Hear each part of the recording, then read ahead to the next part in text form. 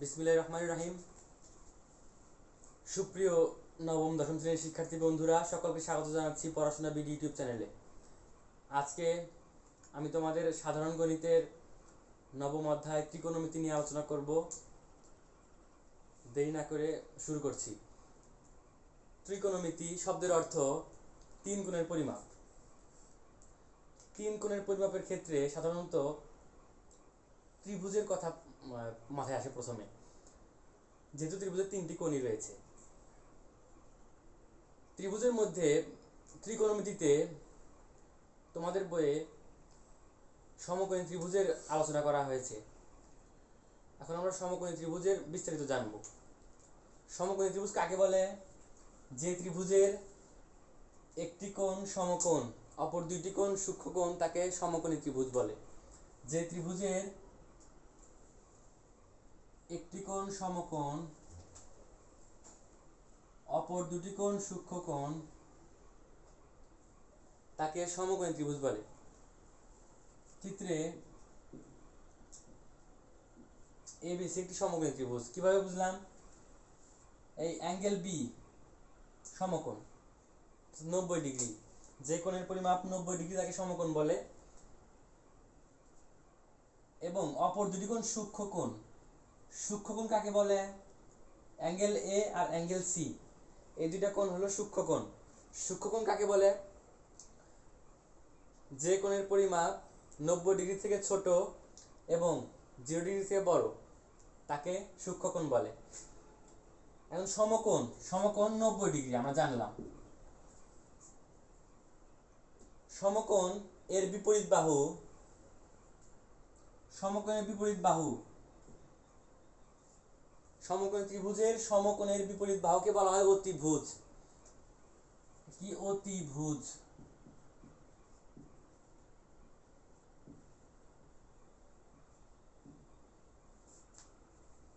আর প্রশ্নে প্রদত্ত কোণ যদি হয় থিটা, অ্যাঙ্গেল সি সমান যদি থিটা হয়, তাহলে থিটার বিপরীত বাহু, থিটার বিপরীত বাহু হবে লম্ব। প্রদত্ত কোণের বিপরীত বাহু হবে লম্ব। প্রদত্ত কোণের, যে কোনো প্রদত্ত কোণ দেওয়া থাকুক না কেন, ওই প্রদত্ত কোণের বিপরীত বাহু হবে লম্ব। এবং এই প্রদত্ত কোণ অ্যাঙ্গেল সি সৃষ্টি করেছে কি কি বাহু? অতিভুজ আর এই বাহুটা, অতিভুজ আর এই বাহুটা অ্যাঙ্গেল সি অর্থাৎ থিটা কোণ সৃষ্টি করেছে। এটা তো আমরা জানি অতিভুজ।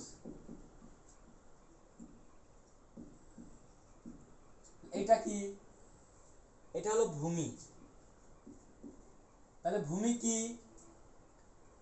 থিটা কোণ সৃষ্টি হওয়ার জন্য অপর বাহু, অতিভুজ বাদে। থিটা কোণ সৃষ্টি হওয়ার জন্য অতিভুজ বাদে অপর বাহু। এখানে আমরা তিনটি টার্ম শিখলাম। এটা ভূমি, এটা ভূমি। তাহলে অতিভুজ কাকে বলে? সমকোণের বিপরীত বাহুকে অতিভুজ বলে, সমকোণের বিপরীত বাহু। আর সমকোণী ত্রিভুজের সবচেয়ে বড় বাহু হচ্ছে অতিভুজ, সবচেয়ে বড় বাহু হচ্ছে অতিভুজ। এখন এই সমকোণী ত্রিভুজের ক্ষেত্রে একটা বিখ্যাত সূত্র রয়েছে, কি? পিথাগোরাসের সূত্র। পিথাগোরাসের সূত্র আমরা যদি লিখি, পিথাগোরাসের সূত্র কি বলে? সমকোণী ত্রিভুজের অতিভুজের উপর স্কয়ার, অতিভুজের বর্গ, অতিভুজের বর্গ, এই দুইটার বর্গের সমষ্টির সমান হবে। পিথাগোরাসের সূত্র কি বলে?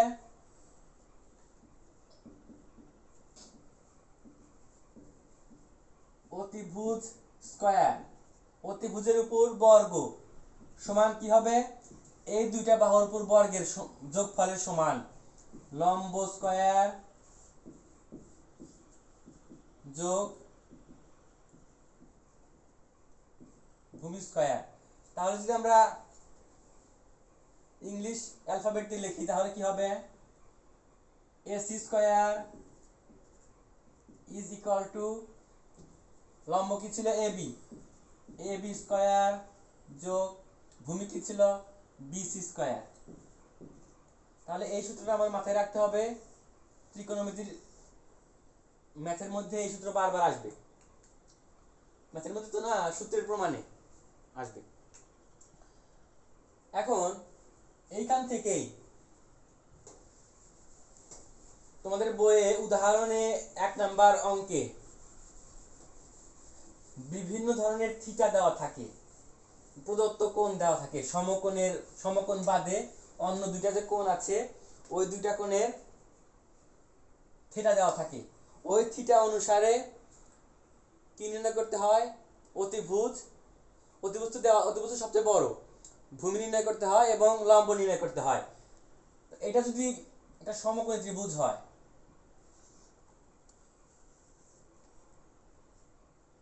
এইটা একটা সমকোণী ত্রিভুজ, এর সমকোণ এইটা ধরলাম এ বি সি। তাহলে যদি থিটা দেওয়া থাকে এইটা থিটা, এখন যদি বলে যে লম্ব কোনটা, এখানে লম্ব সমান হোয়াট, এখানে ভূমি সমান হোয়াট,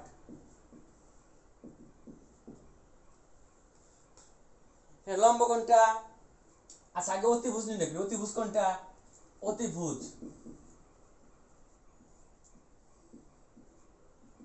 1 নম্বর কনসেপ্ট, অতিভুজ হচ্ছে সমকোণী ত্রিভুজের সবচেয়ে বড় বাহু। এই ত্রিভুজের সবচেয়ে বড় বাহু কোনটি? বিসি। এই বিসি বাহু সবচেয়ে বড়, অর্থাৎ এটাই সমকোণী ত্রিভুজের অতিভুজ, অর্থাৎ বিসি। এই বিসি আবার কিভাবে নির্ণয় করা যায়? সমকোণের বিপরীত বাহুকে অতিভুজ বলে। এই যে সমকোণ 90 ডিগ্রি, এই সমকোণের বিপরীত বাহুকে বলা হয় অতিভুজ। তাহলে অতিভুজ বিসি। এরপর আসে লম্ব। লম্ব কি? লম্ব হচ্ছে প্রদত্ত থিটা কোণের বিপরীত বাহু। প্রদত্ত থিটা কোণ কোনটা? বলে অ্যাঙ্গেল সি। অ্যাঙ্গেল সি এর বিপরীত বাহু কোনটা? এবি। এবি হচ্ছে লম্ব এবং অতিভুজ বাদে, এই অতিভুজ বিসি বাদে ভূমি কোনটা? তাহলে অতিভুজ বিসি বাদে অপর যে বাহু থিটা কোণ সৃষ্টি করে তাকে কি বলে? ভূমি বলে। এই অতিভুজ বাদে অপর বাহু থিটা সৃষ্টি করেছে কোন বাহু? এসি বাহু। তাহলে এসি বাহু কি? এসি বাহু ভূমির কাজ করে এই ক্ষেত্রে।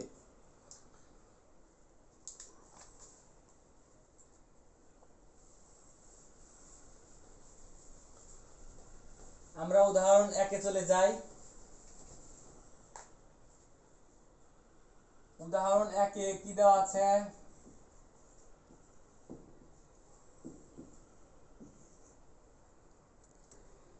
উদাহরণ 1 এর ক্ষেত্রে আমরা দেখতে পাচ্ছি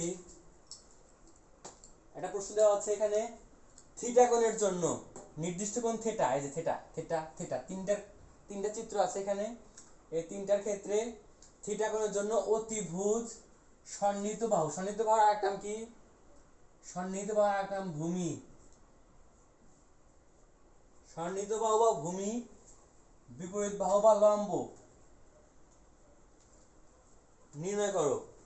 প্রশ্নে বলা আছে থিটা কোণের জন্য অতিভুজ, ভূমি এবং লম্ব নির্ণয় করো। এখানে থিটা কোণ কোনটা? এইটা। থিটা কোণের জন্য অতিভুজ, তাহলে আমরা এইটার ক্ষেত্রে করি। প্রথমে অতিভুজ কি হয়? অতিভুজ হচ্ছে সমকোণের বিপরীত বাহু অথবা সবচেয়ে বড় সমকোণী ত্রিভুজের সবচেয়ে বড় বাহু। এখানে সবচেয়ে বড় বাহু কোনটা? 17 সবচেয়ে বড় বাহু, সেই জন্য 17 হচ্ছে এখানে অতিভুজ এবং এই সমকোণের বিপরীত বাহু। অতিভুজের ক্ষেত্রে দুইটি শর্ত রয়েছে, একটি সমকোণের বিপরীত বাহু এবং দ্বিতীয়টি সবচেয়ে বড় বাহু। এখানে 17 সবচেয়ে বড় বাহু, তাই এই ত্রিভুজের ক্ষেত্রে অতিভুজ এই 17। তারপরে আসো সন্নিহিত বাহু বা ভূমি। সন্নিহিত বাহু বা ভূমি কাকে বলে? অতিভুজ বাদে এই থিটা কোণ সৃষ্টির জন্য যে বাহু দায়ী, অতিভুজ বাদে এই থিটা কোণ সৃষ্টির জন্য যে বাহু দায়ী, একটা কোণ সৃষ্টির জন্য দুইটি বাহু দায়ী। এটা একটা কোণ ও এ সি, চিত্রে এ ও সি একটি কোণ। এই কোণ সৃষ্টির জন্য ও এ এবং ও সি দুইটি বাহু দায়ী। এই দুইটি বাহুর একটি যদি অতিভুজ হয়, অপরটি অবশ্যই কি হবে? অপরটি অবশ্যই ভূমি বা সন্নিহিত বাহু হবে।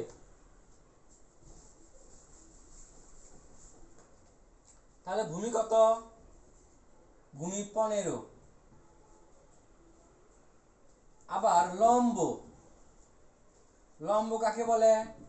সমকোণের বিপরীত বাহুকে, সরি, থিটা কোণের বিপরীত বাহু কি বলে? লম্ব বলে। থিটা কোণের বিপরীত বাহু, থিটা কোণের বিপরীত বাহুকে লম্ব বলে বা বিপরীত বাহু বলে। তাহলে এখানে লম্ব কি? 8। এইটা গেল। এখন এইটার ক্ষেত্রে, দ্বিতীয় চিত্রের ক্ষেত্রে আমরা লক্ষ্য করি এখানে অতিভুজ কত? অতিভুজের ক্ষেত্রে আমরা জানি দুটি শর্ত কাজ করে, একটি সবচেয়ে বড় বাহু, অপরটি হচ্ছে সমকোণের বিপরীত বাহু। এখানে সমকোণ কোণটি এটি, সমকোণের বিপরীত বাহু এটি। এখানে কি সবচেয়ে বড় বাহু দেখছি আমরা পি, এবং সমকোণের বিপরীত বাহু কি? পি, সেহেতু অতিভুজ কি? পি। আবার এই থিটা কোণ সৃষ্টির জন্য পি বাদে কিউ কাজ করছে, সেহেতু কি? ভূমি কি?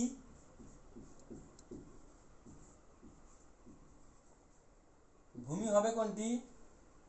ভূমি হবে কিউ। এবং লম্ব হবে কোনটি? থিটা কোণের বিপরীত বাহুকে কি বলে? লম্ব বলে। থিটা কোণের বিপরীত বাহু এইটা, থিটা কোণের বিপরীত বাহু লম্ব, থিটা কোণের বিপরীত বাহুকে লম্ব বলে। যেহেতু থিটা কোণের বিপরীত বাহু আর, সেহেতু আরই লম্ব। আবার এখানে দেখতে পাচ্ছি অতিভুজ কি?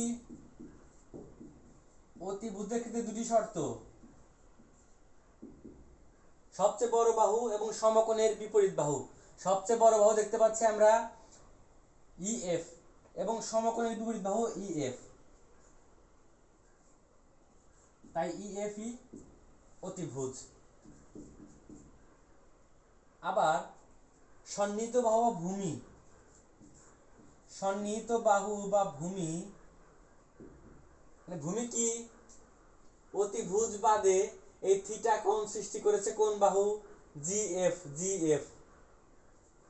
এই অতিভুজ বাদে থিটা কোণ সৃষ্টির জন্য জিএফ দায়ী, তাই জিএফ কি? ভূমি। আবার লম্ব কি? এক্ষেত্রে থিটা কোণের বিপরীত বাহুকে বলা হয় লম্ব। থিটা কোণের বিপরীত ইজি, তাই লম্ব ইজি। আশা করি বুঝতে পেরেছ। উদাহরণ 2 আমরা করব। এখন উদাহরণ 2 তুলে নিই প্রশ্নটা।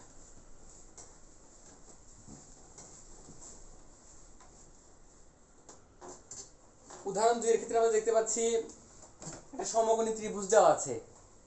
এই সমকোণী ত্রিভুজের দুইটি সূক্ষ্ম কোণ আলফা এবং বিটা দেওয়া আছে, আলফা এবং বিটা, একটি কোণ আলফা অপরটি বিটা।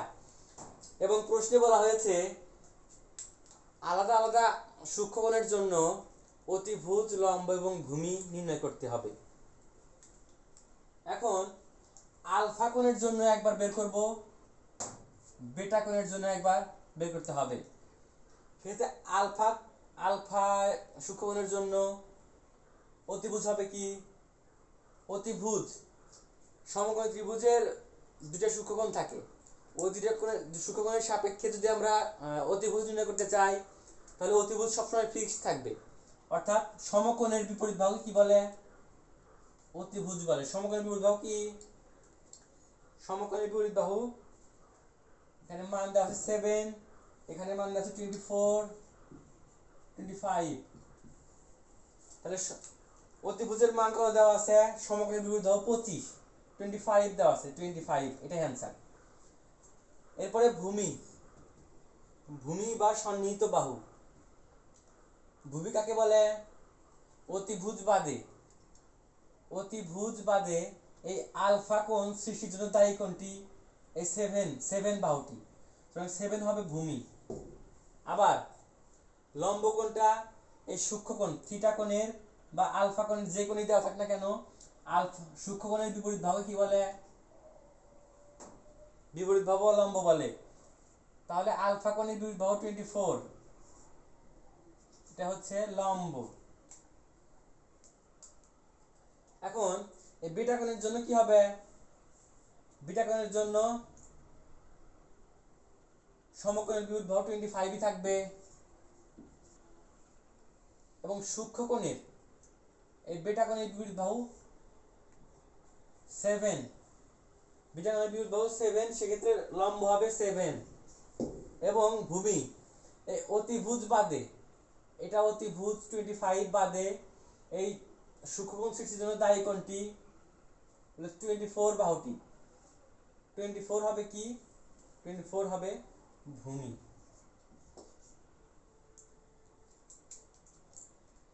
এক্ষেত্রে তোমাদের বইয়ে কিছু কাজ দেওয়া আছে, ওই কাজগুলো তোমরা বাসায় প্র্যাকটিস করবে, আশা করি পারবে।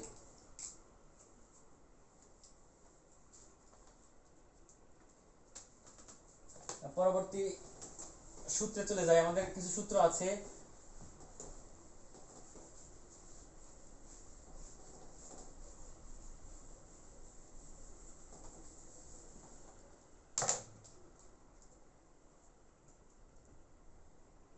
ত্রিকোণমিতিক অনুপাত আমরা জানবো। সাইন, এক নম্বরে সাইন সমান সমান 1/sin থিটা সমান সমান cosec theta, 1/cosec theta. 2 number cos theta 1/sec theta. 3 number tan theta 1/cot theta.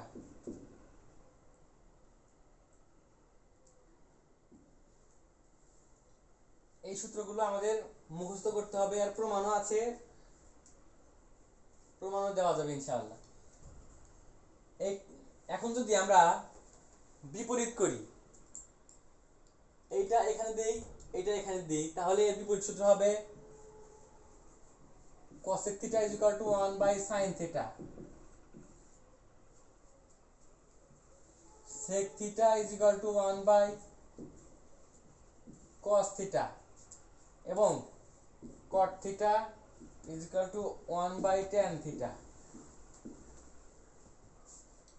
এরপরে আরো একটি গুরুত্বপূর্ণ সূত্র আছে, কি বল?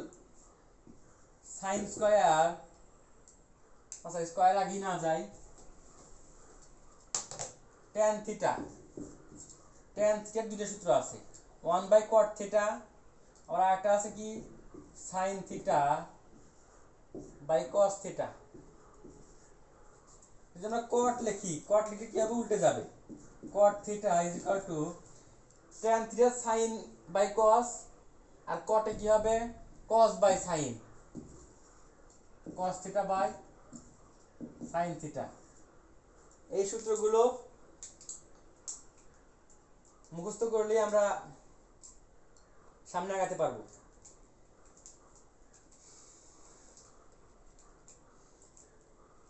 এরপরে এই সূত্রগুলোর পরে আরেকটি সূত্র আছে, কি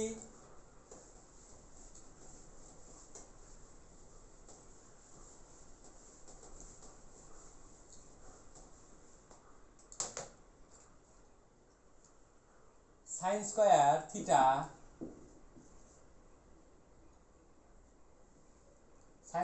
প্লাস cos স্কয়ার থিটা = 1, এটা মুখস্থ করতে হবে। এরপর আছে কি sec square theta minus tan square theta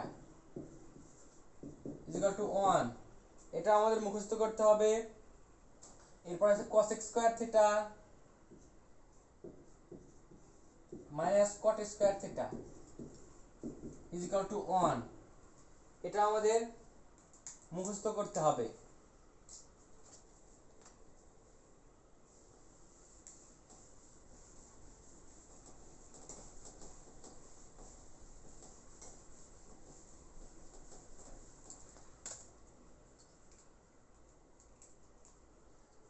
এরপরে আমাদের উদাহরণ 3 এ আছে একটি math.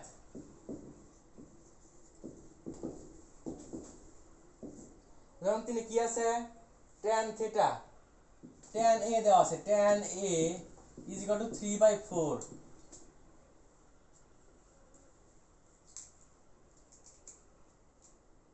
tan a is equal to কি দেওয়া আছে? 3/4। এটাতে যাওয়ার আগে আরো কিছু সূত্র আছে, আমরা সূত্রগুলো জেনে নিই। এটা যদি সমকোণী ত্রিভুজ হয়, যদি থিটা হয় এ বি সি, এটা সমকোণ। এ বি সি সমকোণী ত্রিভুজের সাইনের অনুপাত হবে sine theta is equal two লম্ব বা বিপরীত বাহু বাই অতিভুজ। এখানে লম্ব কি? এসি, অতিভুজ কি? এবি। লম্ব কিভাবে বুঝলাম? থিটা কোণের বিপরীত বাহু লম্ব, আর সমকোণের বিপরীত বাহু অতিভুজ। সেহেতু অতিভুজ এবি, লম্ব এসি। এখন যদি আমরা কসেক থিটা লিখি, কসেক থিটা, কসেক সাইন আর কসেক যদি কিন্তু পরস্পর উল্টা, কসেক থিটা, তাহলে কি হবে? উল্টে যাবে। অতিভুজ উপরে যাবে, লম্ব নিচে আসবে। তাহলে এক্ষেত্রে কি হলো? অতিভুজ কি? অতিভুজ এ বি উপরে যাবে, এ সি নিচে আসবে। আবার যদি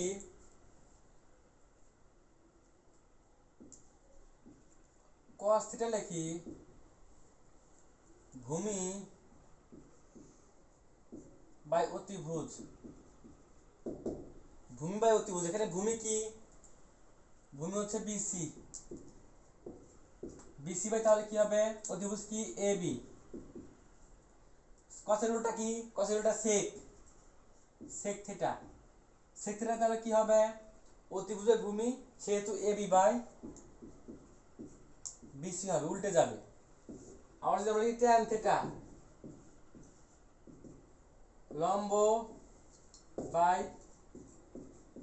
ভূমি, এই ট্যান থিটা দিয়ে এই অঙ্কটা করতে হবে। লম্ব বাই ভূমি, এটা লম্ব, এটা ভূমি, 3 লম্ব 4 ভূমি। তাহলে ট্যান থিটা লম্ব কি? এখানে লম্ব এসি, এসি বাই ভূমি কি? বিসি। কট থিটা দিলে উল্টে যাবে, কট থিটা দিলে উল্টে যাবে, তাহলে বিসি বাই এসি হবে। আমরা এই সূত্র বাদ দিয়ে বাকি সব সূত্র মুছে ফেলব। এই সূত্র বাদ,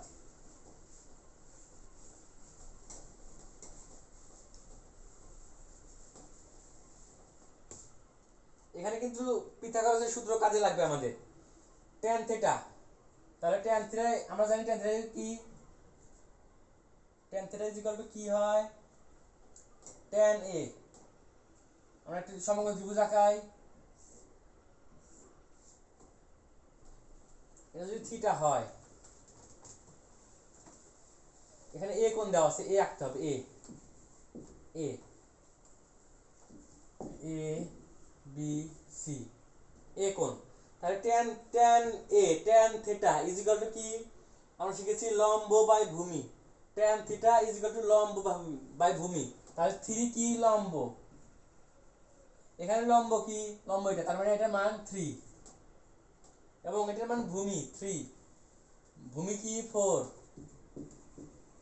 ভূমির মান কি? 4। 4 হচ্ছে এখানে ভূমি। তাহলে লম্ব আছে, ভূমি আছে, তাহলে অতিভুজ আমরা বের করতে পারবো কি সূত্র দিয়ে? বলে পিথাগোরাসের সূত্র দিয়ে। পিথাগোরাসের সূত্র থেকে আমরা পাই অতিভুজ square A B square is equal to ভূমি স্কয়ার যোগ লম্ব স্কয়ার। পিথাগোরাসের সূত্র বলে কোন সমকোণী ত্রিভুজের অতিভুজের উপর বর্গ ওই ত্রিভুজের লম্ব এবং ভূমির বর্গের সমষ্টির সমান হবে। তাহলে যদি আমরা এই সাইডে আছে স্কয়ার, ওই সাইডে গেলে কি হবে? রুট হবে। A B is equal to কি হবে? Root over B C square plus A C square. এখানে বি সি কি দেওয়া ছিল? A B is equal to root over B C কি দেওয়া ছিল? বি সি ছিল বি সি 4 ছিল 4 স্কয়ার প্লাস এসি ছিল 3 স্কয়ার। 4 কে স্কয়ার করলে 4 ইনটু 4 4 4 এ 16 প্লাস 3 স্কয়ার 3 3 কে 9 রুট ওভার দিতে হবে, উপরে আগে থেকে ছিল 16 আর 9 যোগ করলে 25 রুট ওভার 25 এর মান হবে 5। সেহেতু এই অতিভুজ এবি বের হলো কত? এবি বের হলো 5। অতিভুজ কি হবে? 5 হবে। আমরা কিন্তু এইভাবে আগে বের করে নেব অতিভুজ কত। এরপরে আমাদের প্রশ্নে কি বলেছে সেটা লক্ষ্য করি। অতিভুজ আমরা বের করে নিলাম। প্রশ্নে বলেছে অন্যান্য ত্রিকোণমিতিক অনুপাত নির্ণয় করো। অন্যান্য ট্যান ছিল, ট্যানের উল্টা আমরা কট বের করি। কট এ ইজ ইকুয়াল টু কত হবে? ট্যান যদি থাকে 3/4, কট হবে উল্টা 4/3। 3/4 ছিল 4/3 হবে। এরপরে সাইন থিটা, সাইন থিটা আমরা বের করি। সাইন থিটা মানে কি? লম্ব বাই অতিভুজ,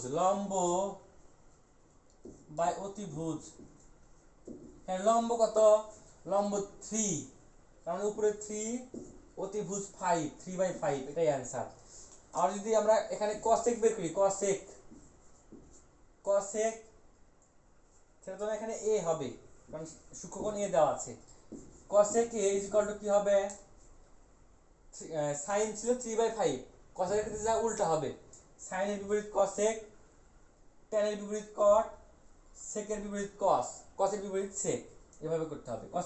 কসেক কি? সাইনের উল্টা, তার মানে কি এই ফাংশনটা উল্টে যাবে।